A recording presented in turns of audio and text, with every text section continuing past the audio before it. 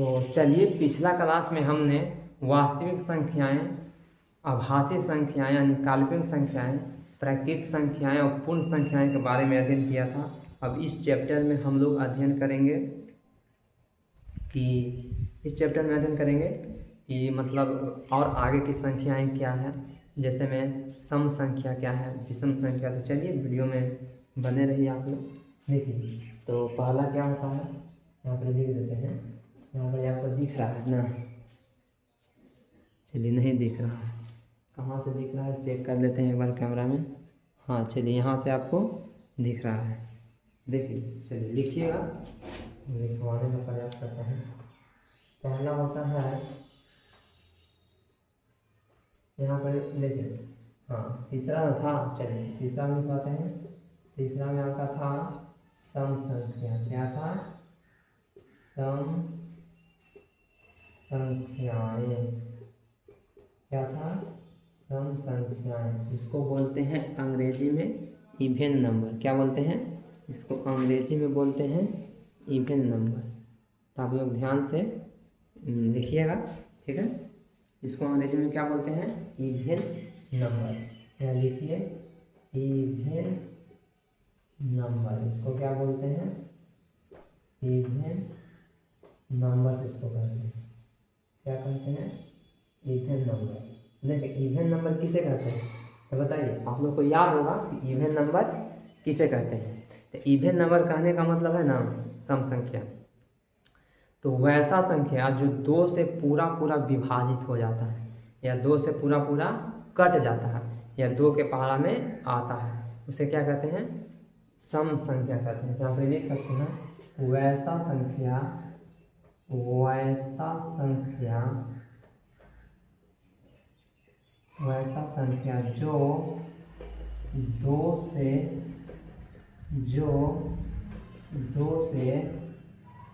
पूरा पूरा, दो से पूरा पूरा विभाजित, दो से पूरा पूरा विभाजित हो जाता है। क्या हो जाता है? उसे क्या कहते हैं? सम संख्या कहते हैं। जैसे में देख सकते हैं, जैसे में सम संख्या कहाँ से शुरू होगा तो आप लोगों को पता होगा, 2, 4, 6, 8, 10 etc। देखिए, ये सब संख्या हम एक क्यों नहीं लिए? एक हम इसलिए नहीं लिए क्योंकि एक दो के पहाड़ा में नहीं आता है, तो दो सम संख्या नहीं होगा, इसलिए हम एक नहीं लिए।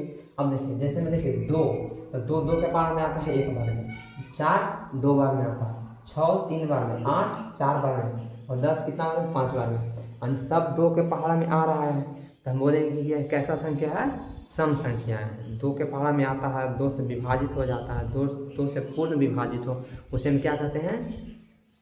उसे हम सम संख्या कहते हैं। ठीक है, अब देखिए, अब समझिए विषम संख्या के बारे में। चौथा कौन सी संख्या होती है? यहाँ लिखते हैं 4 नंबर में, एक होता है विषम संख्या। क्या होता है? विषम संख्याएं। इसको अंग्रेजी में बोलते हैं ऑड नंबर। क्या बोलते हैं? Odd number. इसको बोलते हैं ऑड नंबर। ऑड नंबर किसे कहते हैं आप लोग बताइए।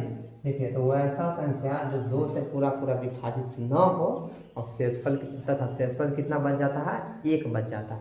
देखिए, वैसा संख्या, वैसा संख्या, वैसा संख्या जो दो से पूरी तरह विभाजित न हो, दो से पूरी तरह विभाजित नहीं होता है, दो से पूरी तरह विभाजित नहीं होता है, तथा शेषफल कितना बच जाता है? तथा शेषफल 1 बच जाता है। कितना बच जाता है? 1 बच जाता है। तो वैसे संख्या को हम लोग क्या कहेंगे? वैसे संख्या को हम लोग विषम संख्या कहेंगे। क्या कहेंगे? विषम संख्या कहेंगे। अब विषम संख्या के जैसे में लिख सकते हैं, यह कहाँ से होगा? जैसे में 3 से लिखिए। कहाँ से लिखिए? 3 कितना होगा? 5 7, 9, 11, 13, ये सब क्या होगा ETC। देखिए 3 कैसे हुआ, 3 2 के भाग में आ रहा है, नहीं आ रहा है, 1 शेषफल बच जाएगा। 5 में भाग लगाएंगे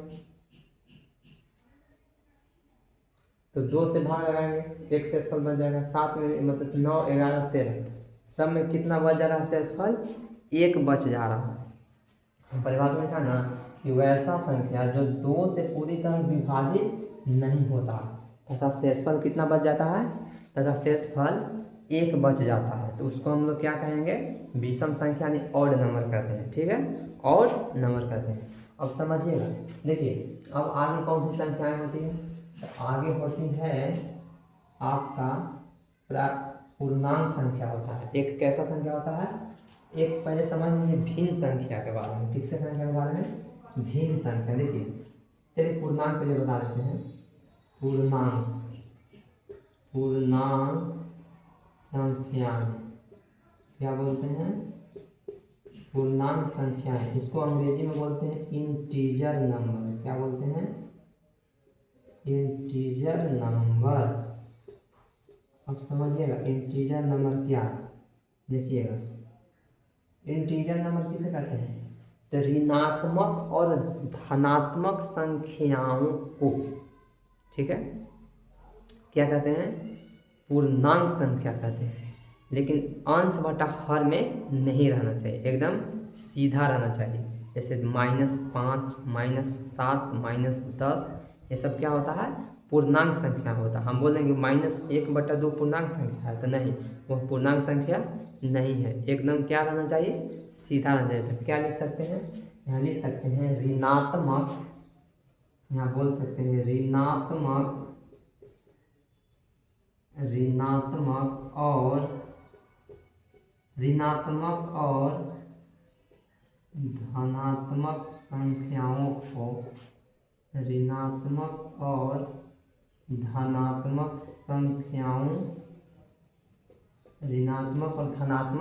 संख्याओं को पूर्णांक संख्या कहते हैं। क्या कहते हैं, पूर्णांक संख्याएं कहते हैं। चलिए आप लोग जैसे में बताइए पूर्णांक संख्या के, तो जैसे में देखिए क्या हो जाएगा, जैसे में ही हो जाएगा।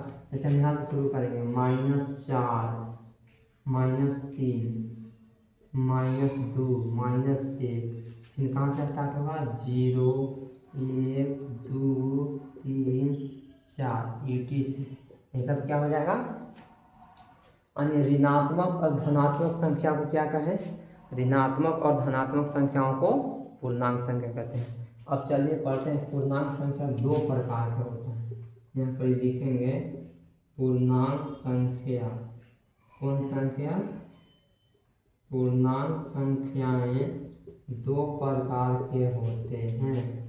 कितने प्रकार के होते हैं, 2 प्रकार के होते हैं। कौन कौन, तो पहला होता है ऋणात्मक पूर्णांक संख्याएं। पहला क्या होता है, पहला आपका होता है ऋणात्मक पूर्णांक संख्याएं, जिसको अंग्रेजी में बोलते हैं, जिसको अंग्रेजी में क्या बोलिएगा, ये बोलिएगा निगेटिव, क्या बोलिएगा, negative integer number, negative integer number. और यही आपका दूसरा क्या होता है, चलिए दूसरा यहाँ पे देखिए, दूसरा यहाँ लिखते हैं आपका, यही दूसरा होता है धनात्मक, क्या होता है, धनात्मक पूर्णांक संख्या। क्या होता है, धनात्मक पूर्णांक संख्या। तो धनात्मक पूर्णांक संख्या किसे, इसको अंग्रेजी में बोलिएगा पॉजिटिव। क्या बोलिएगा, पॉजिटिव इंटीजर नंबर। क्या, पॉजिटिव इंटीजर नंबर इसको बोलिएगा। ठीक है, तो चलिए यहाँ पर हम समझा देते हैं इसका परिभाषा क्या लिखा है। मतलब जो माइनस में संख्या रहेगा उसको ऋणात्मक बोलेंगे, और जो प्लस में रहेगा पूर्णांक। जैसे में -10, -7, -8, -2, लेकिन भिन्न में नहीं रहना चाहिए, तो क्या हो जाएगा, ऋणात्मक पूर्णांक हो जाएगा। और जो धनात्मक, जो प्लस में रहता है, प्लस में रहता है कहने का मतलब है कि जो पॉजिटिव रहेगा, ठीक है। आपको दो चिन्ह बता देते हैं, दो चिन्ह होता है, एक होता है प्लस, देखिए यहाँ पे समझिएगा, एक होता है प्लस चिन्ह होता है, कैसा चिन्ह, प्लस चिन्ह होता है, इसको बोलते हैं उदाल। प्लस में एगो प्लस मतलब दाल, उदाल नहीं, दाल की बात नहीं है, प्लस चिन्ह के बारे में। चिन्ह कितना होता है, तो चिन्ह दो गो होता है, एक होता है प्लस और एक होता है माइनस। क्या होता है, माइनस। चलिए इसको अंग्रेजी में लिखे, तो इसको अंग्रेजी में लिख देते हैं माइनस। अब देखिए ये छिपल रहता है, ये क्या रहता है, ये छिपा रहता है। छिपा रहता है कहने का मतलब है कि हाइड रहता है संख्या के साथ। जब दो से अधिक संख्याएं रहता है, बीच में दिखाना रहता है तो लिख देते हैं, लेकिन ऐसे इसको नहीं लिखते हैं। और एक क्या होता है ना कि ये संख्याएं दिखते रहता है, माइनस क्या रहता है, दिखते रहता है। क्या होता है, दिखते रहता है। जैसे गांव में क्या होता है ना, गांव में क्या है, सभी जगह जैसे लोग कर्जा लेते हैं तो सभी को पता रहता है कि कर्जा लिया है, लेकिन आपके पास कितना पैसा है, कितना धन दौलत है, किसी को पता रहता है, नहीं रहता है। तो ये क्या है, धनात्मक चीज़ है, यानी धन है, इसके बारे में ये छिपल रहता है। अभी माइनस है, कर्जा लेते हैं तो आपको पता चल जाता है, ठीक है। आपको कितना मतलब कर्जा है, आप किसी से कितना पैसा लिए हैं, सब मतलब माइनस मतलब वही दिखते रहता है, ठीक है। जैसे जैसे हम यहाँ पर जैसे लिखते हैं कि 10 कहने का मतलब क्या है कि प्लस में 10 लिखा हुआ है। 10 कहने का मतलब क्या है कि प्लस में 10 लिखा हुआ है, तो यहाँ पर +10 भी लिख सकते हैं, लेकिन ऐसा नहीं लिखा जाता है। अब देखिए यहाँ पर लिखेंगे -10, ठीक है, -10। आप लोग हमको बताइएगा कि 10 बड़ा है कि -10 बड़ा है। चलिए ये नहीं बताइए, आप लोग -10 लिख दिए, माइनस दिखता रहता है। आप लोग हमको बताइए -7 बड़ा है कि -5 बड़ा है, इसमें से कौन बड़ा है, आप लोग कमेंट बॉक्स में मुझे जरूर बताइएगा, ठीक है। कि -7 बड़ा है और -5 कौन बड़ा है, और बड़ा है तो क्यों बड़ा है, ठीक है। आप लोग बताइएगा, आप लोग का प्रश्न है, ठीक है। तो इतना समझ में आया होगा। चलिए तो देखिए एक बार रिवीजन करवा देते हैं। क्या होता है, सम संख्या होता है तो वैसा संख्या जो 2 से पूरी तरह विभाजित हो जाए, सम संख्या 2, 4, 6, 8, 10। विषम संख्या जो 2 से पूरी तरह नहीं कटता है, 2 से पूरी तरह विभाजित नहीं होता है, शेषफल कितना बच जाता है, 1 बच जाता है, जिसमें 3, 5, 7, 9, 11 etc हो गया। एक होता है क्या, पूर्णांक संख्या बताते हैं। पूर्णांक संख्या किस, धनात्मक और ऋणात्मक संख्याओं को पूर्णांक संख्या कहते हैं। कौन सी संख्या कहते हैं, पूर्णांक संख्या कहते हैं। तो चलिए मैं अब आगे बताता हूँ आप लोग को, ठीक है। लिख लीजिए, थोड़ा सा साइड हो जाते हैं। चलिए आगे आप लोगों को पता है क्या पढ़ना है, इसी में पढ़ना है अभाज्य संख्या के बारे में। कौन सी संख्या के बारे में, अभाज्य संख्या के बारे में। तो आप लोग बताइए अभाज्य संख्या किसे कहते हैं, मैं बताऊं। चलिए देखिए, अभाज्य संख्या होता है ना वैसा संख्या जो एक से कटे और स्वयं से कटे, लेकिन दूसरे संख्या से नहीं कटता है। कोई की हिम्मत ना है कि दूसरा को आके काट दे, उसे हम क्या कहते हैं, अभाज्य संख्या। अभाज्य संख्या मतलब रूढ़ ना बोलते हैं, एकदम धीठ संख्या रहता है। रूढ़ मतलब ना बोलते हैं एकदम धीठ लड़का है, एकदम धीठ है, कुछ बातियाँ सुनबे नहीं करता है, तो कोई की नहीं सुनता है, ठीक है। एकदम धीठ संख्या है। देखिए जैसे मैं कहने का मतलब है ना, यहाँ लिखवा देते हैं, जैसे होता है, चलिए स्टार में लिखवा देते हैं, तो आप लोग को समझ में आ गया। देखिए इसको बोलते हैं अभाज्य संख्या। क्या बोलते हैं, अभाज्य संख्याएं। अभाज्य या कर देते हैं, अभाज्य या रूढ़, अभाज्य या रूढ़ संख्याएं। इसको अंग्रेजी में बोलते हैं, लिख लीजिए काम देगा, प्राइम नंबर। क्या बोलते हैं, प्राइम नंबर कहते हैं। चलिए देखिए प्राइम नंबर कहते हैं।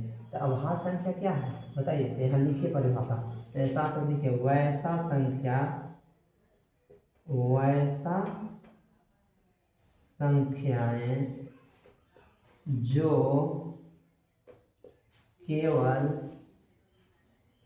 जो केवल एक और स्वयं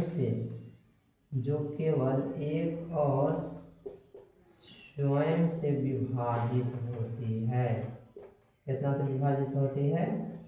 एक और स्वयं से विभाजित होती है तथा दूसरे संख्याओं से नहीं, तथा अन्य मतलब दूसरा, तथा अन्य किसी संख्याओं से नहीं, तथा अन्य मतलब क्या? दूसरा, तथा अन्य किसी संख्याएं से नहीं। तो उसे हम लोग क्या कहेंगे? आभास संख्या कहेंगे। जैसे हम देखें, आप लोग बताइए तो कहाँ से शुरू होना चाहिए? कहाँ से शुरू होता? हम कहेंगे कि दो से शुरू होगा। कहाँ से होगा? दो से। कारण कि एक लेते हैं तो एक तो एक से विभाजित होगा और स्वयं से विभाजित हो रहा है, लेकिन एक नहीं होता है। यहाँ पर जो एक से विभाजित होना चाहिए और स्वयं से विभाजित होना चाहिए, तो हम बोलेंगे कि एक तो एक से विभाजित होगा और उसका स्वयं एक के है, तो इसमें दो एक आ जा रहा है कॉमन, तो इसलिए वह नहीं होगा। इसलिए कहाँ से होगा? दो। ठीक है, दो कैसे हुआ? क्योंकि दो एक से भी विभाजित होता है और दो से विभाजित होता है और किसी संख्या से विभाजित नहीं होता है, इसलिए दो क्या हो गया? अभाज्य संख्या। अब आगे क्या होगा बताइए तो आप लोग? तीन होगा, बिल्कुल होगा। तीन एक से कटेगा और स्वयं तीन से कटता है। ठीक है, स्वयं मतलब खुद से। चार होगा, चार नहीं होगा, चार अगर ले लेते हैं तो चार एक से तो कट ही रहा है, एक से कट रहा है, दो से भी कट रहा है, चार से कट रहा है, तो तीन को आ गया। एक से कटना चाहिए और स्वयं से कटना चाहिए, तो इसलिए चार नहीं होगा, तो कितना होगा? पाँच होगा। कितना होगा? पाँच। तो यहाँ पर लिख देते हैं पाँच। छः होगा, छः भी नहीं होगा, दो से कट जाएगा, तीन से भी कट जाएगा, इसलिए कितना होगा? सात होगा। फिर आगे कितना होगा? नौ भी नहीं होगा, नौ भी तीन से कट जा रहा है। हम क्या बोले? एक से कटना चाहिए या स्वयं से कटना चाहिए? एक और स्वयं से केवल करना चाहिए। 11 हो जाएगा, 13 हो जाएगा, आपको 17 हो जाएगा, 19। आप लोग सोच कर ऐसे आगे बढ़ा लीजिए। ठीक है, चलिए इसके आगे वाला बता दीजिएगा आप लोग कमेंट बॉक्स में कितना होगा। चलिए आभास संख्या लिख दिएगा बराबर में। ठीक है, चलिए अब समझते हैं आभास संख्या हो गया यानी प्राइम नंबर। समझ में आएगा कि वैसा संख्या जो केवल एक और स्वयं से करता है तथा अन्य किसी संख्याओं से नहीं करता है, उसे हम लोग क्या कहते हैं? अभाज्य संख्या, रूढ़ संख्या, ठीठ संख्या बोलिए उसको। क्या बोलिए?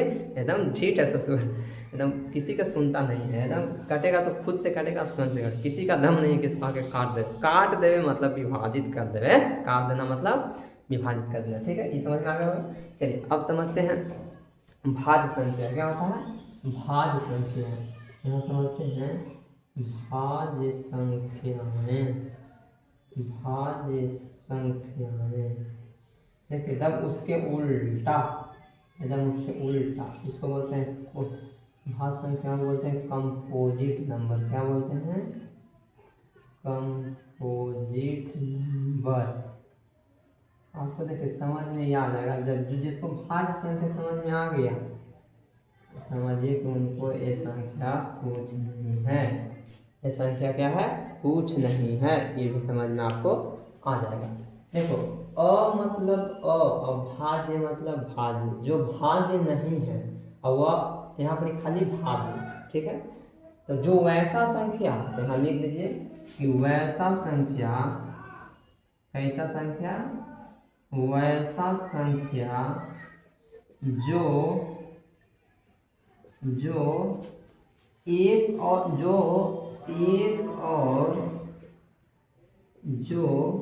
एक और खुद से कटता है, खुद से विभाजित होता है। एक और खुद से विभाजित होने के साथ साथ, लिख देते हैं, विभाजित होने के साथ साथ अन्य संख्याओं से, अन्य किसी संख्याओं से, लिखते हैं अन्य किसी संख्याओं से भी विभाजित होता है। अन्य किसी संख्याओं से भी, अन्य किसी संख्याओं से भी विभाजित होता है, अन्य किसी संख्याओं से भी विभाजित होता है, तो उसको हम लोग क्या कहेंगे, अभाज्य, उसको हम लोग क्या कहेंगे, भाज्य संख्या कहेंगे। देखिए अभाज्य संख्या मतलब जो एक से कटे और स्वयं से कटे, अन्य किसी संख्याओं से नहीं कटे। और भाज्य मतलब जो एक और स्वयं से तो कटता है और अन्य संख्याओं से भी विभाजित होता है, तो उसको हम लोग क्या कहेंगे, भाज्य संख्या कहेंगे, कंपोजिट नंबर कहेंगे। ठीक है, देखिए एक जैसे में होता है तो आप लोग सोचिए, थोड़ा सा दिमाग लगाइए, कहाँ से शुरू होगा, दिमाग लगाइए और हमको बताइए, सोचिए दिमाग में, एक होगा नहीं, एक तो नहीं, भाज्य जब 200 होता है तो वहाँ 2 से आगे शुरू होगा, 2 से होगा शुरू नहीं, मतलब 1 से तो कट ही रहा, 2 से कट, और कुछ से कट रहा है, नहीं कट रहा है, 3 होगा नहीं होगा, 3 बिल्कुल नहीं होगा, क्योंकि 1 से कट रहा है, 3 से कट रहा है, और कुछ नहीं कट रहा है, 1 से भी कटना चाहिए, खुद से भी कटना चाहिए और अन्य संख्या से भी कटना चाहिए। जैसे में 4 कितना होगा, 4। चलिए 4 के बाद आप लोग बताइए, चलिए बोलिए, हम लिखते हैं, आप लोग सोच कर बताइए।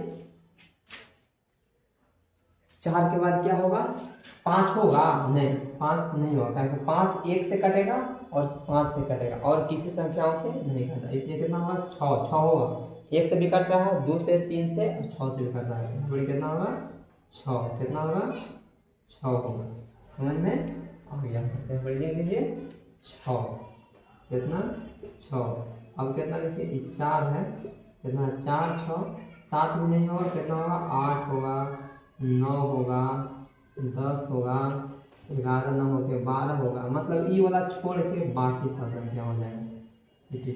आप आगे बताइए, आप लोग सोचिए, ठीक है, उम्मीद है समझ में आ रहा होगा। अब देखिए, अब समझिए आगे कौन सी संख्या होगा, तो आगे आपका होगा इसी का दोस्त है, इसी का दोस्त है जिसका नाम है सहअभाज्य संख्या, जो जिसके बारे में आप लोग को चैप्टर वास्तविक संख्या 1.1 में पढ़ना है। इसको यहाँ आप लोग को तो यहाँ बड़ी शब्दों में परिभाषा छिपा रहता है, अगर थोड़ा सा ध्यान दे दीजिएगा ना, तो आप लोग को घरवा में बैठ के किताबों कॉपिया में प्यारवा में देखना नहीं पड़ेगा।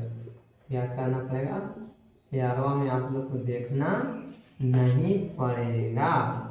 ऐ लोग समझ में हो बाबू, हाँ बिल्कुल आ गया होगा, बिल्कुल आ गया होगा बाबू समझ में। देखिए सह मतलब होता है साथ है, सह मतलब होता है साथ है, और अभाज्य मतलब अभाज्य संख्या है। अभाज्य मतलब कौन, 2 रहता है, 5 रहता है, 7 रहता है, 11 रहता है, 13 रहता है, समझ में आई लो, ठीक हो। अब देखो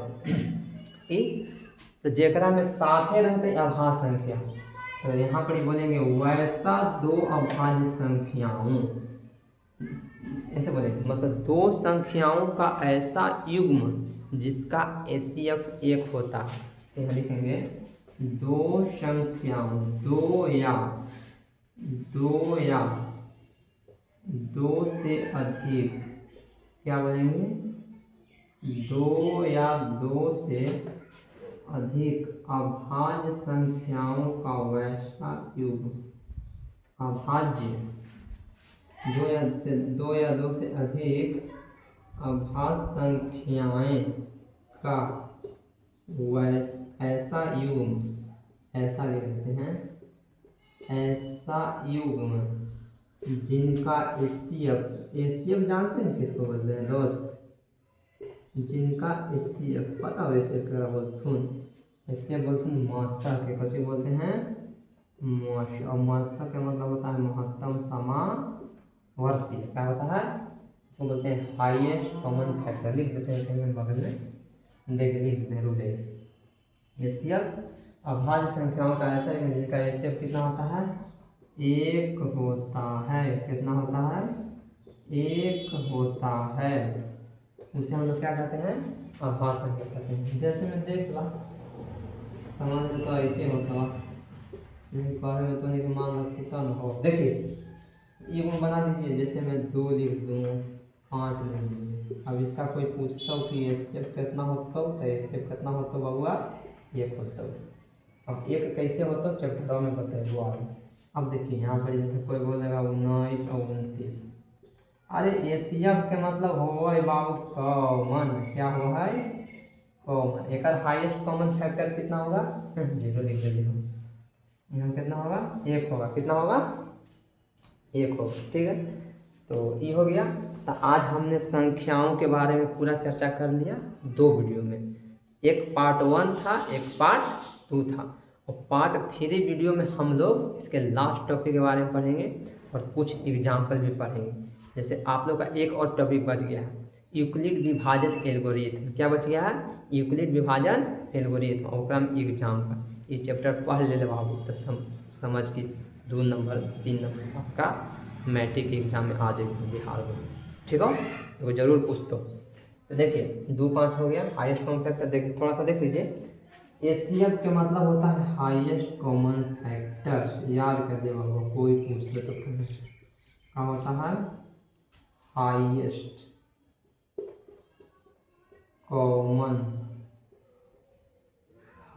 कॉमन फैक्टर। हिंदी में बोला थे एक बोलते थे महत्तम सामर्थ्य। क्या बोलते हैं? महत्तम। अब शॉर्ट में एक न बोला रही हो महत्तम, जो सीखा नहीं हो बचपन में, याद रखो। आपको देखो